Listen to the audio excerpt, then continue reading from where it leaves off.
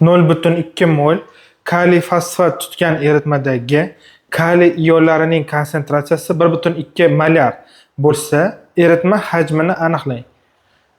Dissotsialanish darajasi 0,8. Berilishini yozaveramiz. Demak, kaliy fosfat dissotsiyalanayotgan ekan. Kaliy fosfat dissotsiyalansa kaliy iollari va fosfat iollari chiqadi. Demak, kaliy fosfat 0,2 mol ekan. Va u dissotsialanish darajasi 80% ekan, ya'ni 0,8. Bu 80% degani. Qismdan foizga o'tish uchun yuzga ko'paytiriladi. Demak, bu yerda qismda foizga o'tish uchun yuzga ko'paytiriladi 80%. Va dissotsialanish natijasida hosil bo'lgan kaliy iollari 1,2 molar. Eritma hajmini aniqlang deyapti. Demak, eritmani hajmi noma'lum. Eritmani hajmini topishimiz kerak. Buning uchun molar konsentratsiya bog'liq ravishda topiladi eritmani hajmi.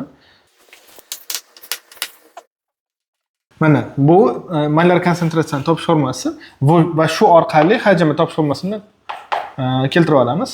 Demak, molni molar konsentratsiya bo'lishi kerak. Va mana demak hajmni topish formulasini bildik. Mol bor, molar konsentratsiyasi kerak kaliy fosfatniki. Bu masala orqali demak kaliyni ionlarini konsentratsiyasi berilgan, shu orqali topsak bo'ladi. Bu 1,2 molar hosil bo'ldi. Dissotsialanish darajasi 80% bo'lganda. 80% bo'lganda 1,2 molar hosil bo'lgan. 100% da qancha bo'ladi? 1,2 molar 80% da hosil bo'lsa, 100% da qancha hosil bo'lardi?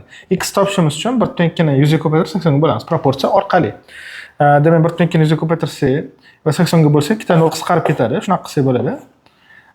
Va demak 1,2 bilan 1,2 ni 10 ga ko'paytirsak 12 bo'ladi. 12 ni 8 ga bo'lsa 1,5 bo'ladi. 1,5 molar demak.